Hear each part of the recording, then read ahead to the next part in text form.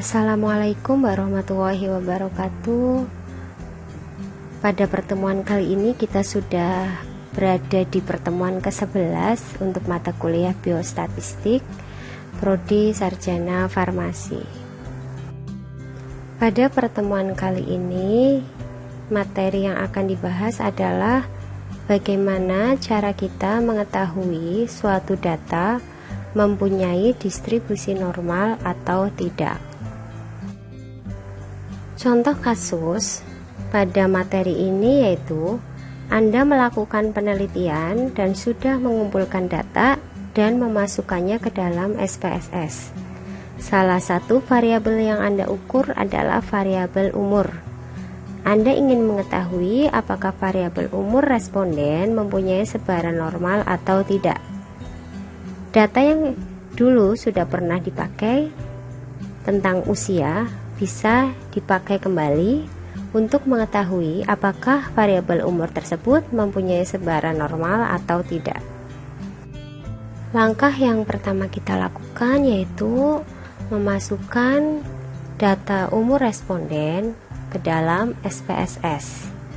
Selanjutnya, kita pilih bagian atas Analyze, kemudian kita pilih Deskriptif Statistik, kita geser ke kanan, kemudian ada beberapa pilihan lagi dan kita pilih yang deskriptif. Selanjutnya akan muncul seperti ini. Nantinya umur responden akan tertulis pada kotakan Explore. Selanjutnya ada tanda panah ke kanan, kita klik, dan di bagian display jangan lupa kita klik bold. Kemudian selanjutnya kita klik OK. Selanjutnya umur responden akan berpindah ke kotak dependent list. Kemudian jangan lupa juga kita klik bagian plots. Selanjutnya pada plots akan muncul seperti ini. Nanti beberapa kita klik. Yang pertama pada box plot kita pilih bagian paling atas ada faktor levels together. Kemudian kita centang juga bagian normality plots with test. Kemudian pada bagian deskriptif kita centang histogram. Setelah ketiganya kita centang dan kita klik, kemudian kita lanjut ke continue dan kemudian lanjut ke OK. Ini merupakan tabel pedoman metode untuk mengetahui suatu set data memiliki sebaran normal atau tidak. Ada dua metode yaitu deskriptif dan analitik. Untuk metode deskriptif, parameter yang digunakan bisa menggunakan koefisien varian, rasio skewness, rasio kurtosis, histogram, box plot, normal QQ plots, detrended QQ plots. Sedangkan pada metode analitik bisa menggunakan dua yaitu Kolmogorov-Smirnov dan Shapiro-Wilk. Kriteria masing-masing sebaran data dikatakan normal juga berbeda. Yang akan kita bahas pertama adalah pada metode deskriptif.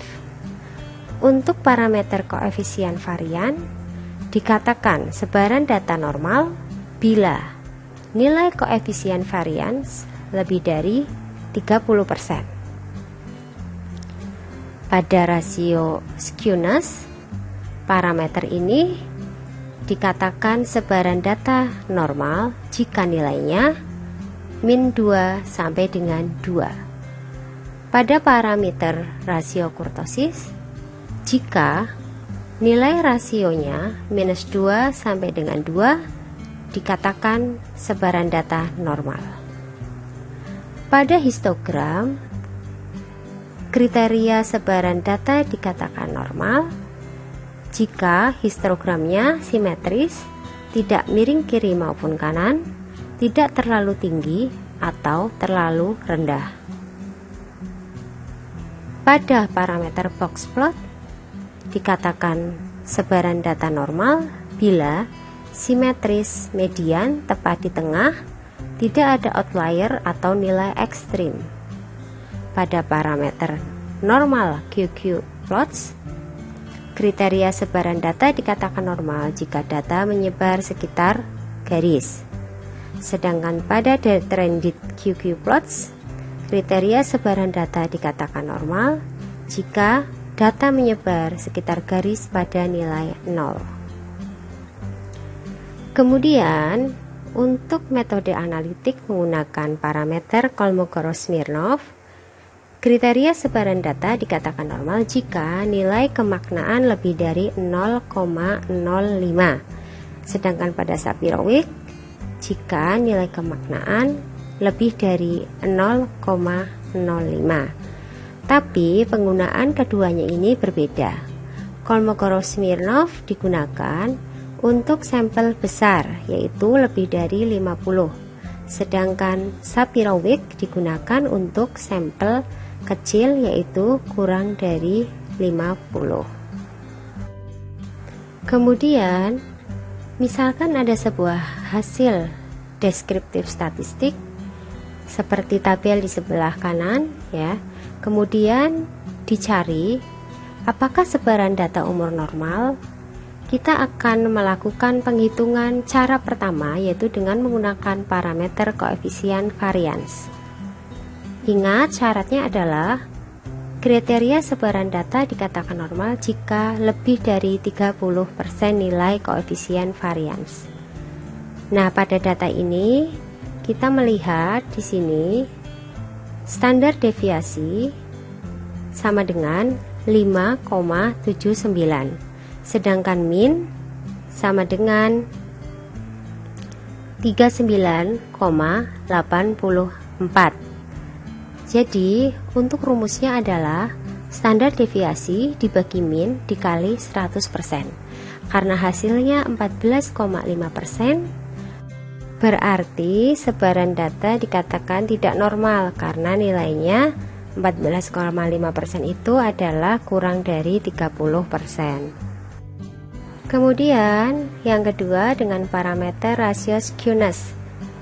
Menghitungnya dengan cara skewness dibagi standard error of skewness. Pada kasus ini atau pada hasil ini yaitu 0,569 dibagi 0,141, hasilnya adalah 4,04, sehingga bisa dikatakan bahwa sebaran data umur ini tidak normal. Selanjutnya parameter yang ketiga yaitu rasio kurtosis. Kriteria sebaran data dikatakan normal sama dengan rasio skewness, yaitu jika nilainya minus 2 sampai dengan 2. Pada kasus ini rumusnya adalah kurtosis dibagi standard errors of kurtosis, yaitu 0,429 dibagi 0,281, menghasilkan nilai 1,44, sehingga dapat dikatakan dengan parameter rasio kurtosis dinyatakan bahwa sebaran data normal. Selanjutnya dengan menggunakan parameter histogram. Dikatakan normal kriterianya apabila histogramnya tidak miring kiri maupun kanan, tidak terlalu tinggi ataupun terlalu rendah. Dengan melihat histogram pada sebelah kanan kita ya, jadi tampak bahwa sebaran data yang dimiliki relatif mirip dengan kurva normal, tetapi bentuk kurva cenderung miring ke kiri. Jadi ini masih dalam kategori normal. Selanjutnya dengan melihat box plot. Kriterianya adalah simetris median tepat di tengah. Tidak ada outlier atau nilai ekstrim.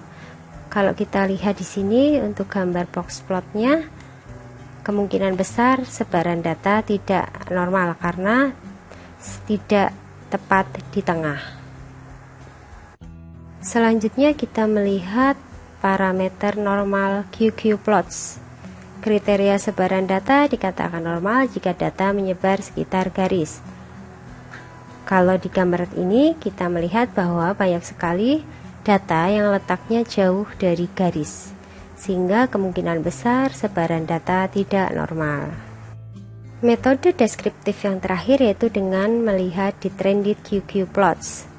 Kriteria sebaran data dikatakan normal jika data menyebar sekitar garis pada nilai 0. Jika pada gambar ini kita lihat bahwa banyak sekali data yang letaknya jauh dari garis, sehingga kemungkinan besar sebaran data dikatakan tidak normal. Selanjutnya, metode yang kedua adalah metode analitik untuk mengetahui suatu set data dikatakan memiliki sebaran normal atau tidak. Metode analitik ini menggunakan uji Kolmogorov-Smirnov atau uji Shapiro-Wilk. Uji Kolmogorov-Smirnov dipergunakan untuk sampel yang besar, yaitu lebih dari 50. Sedangkan Shapiro-Wilk digunakan untuk sampel yang lebih sedikit, yaitu kurang dari atau sama dengan 50. Dengan menggunakan parameter Kolmogorov-Smirnov didapatkan nilai kemaknaan 0,000. Karena nilai kemaknaan kurang dari 0,05 untuk sampel yang besar atau lebih dari 50, jadi bisa disimpulkan bahwa sebaran umur berdistribusi tidak normal. Dengan banyaknya metode tentang bagaimana suatu distribusi data dikatakan normal atau tidak, lalu bagaimana kita memutuskan metode apa yang dipakai? Jadi metode yang Anda gunakan tergantung dari Anda sebagai peneliti. Metode manapun yang Anda pakai, Anda tetap benar, akan tetapi harus konsisten. Ada polemik sekitar uji normalitas data, yaitu beberapa ahli statistik lebih menyukai metode deskriptif dengan cara menghitung koefisien varians, rasio skewness, rasio kurtosis, histogram, dan plots. Beberapa yang lain lebih menyukai metode analitik dengan uji Kolmogorov-Smirnov atau Shapiro-Wilk. Dalam beberapa kasus, hasil dari metode-metode tersebut sering tidak sama. Bisa diambil kesepakatan, yaitu 1. Dibandingkan dengan menghitung nilai koefisien varians, rasio skewness, dan rasio kurtosis, uji Kolmogorov-Smirnov maupun Shapiro-Wilk adalah uji yang lebih sensitif. Yang kedua, dibandingkan dengan metode histogram dan plots, metode analitik lebih objektif. Jika menggunakan plots atau histogram, mungkin saja interpretasi penulis dengan pembaca berbeda, sehingga kesimpulan juga akan berbeda. Dengan demikian, kesepakatan ini akan mengurangi unsur subjektivitas pengamatan terhadap histogram maupun plot. Untuk kesepakatan dalam bab-bab selanjutnya, metode analitik akan dipakai sebagai metode untuk menguji normalitas data. Alasan pemilihan kesepakatan ini adalah dibandingkan dengan menghitung nilai koefisien varians, rasio skewness, dan rasio kurtosis, uji Kolmogorov-Smirnov maupun Shapiro-Wilk adalah uji yang lebih sensitif. Dan dibandingkan dengan metode histogram dan plots, metode analitik lebih objektif. Jadi, metode analisis merupakan metode yang lebih sensitif dan objektif dibandingkan dengan metode deskriptif. Demikianlah materi kita pada pertemuan 11 kali ini. Mudah-mudahan apa yang telah dipelajari bersama bisa bermanfaat. Terima kasih. Wassalamualaikum warahmatullahi wabarakatuh.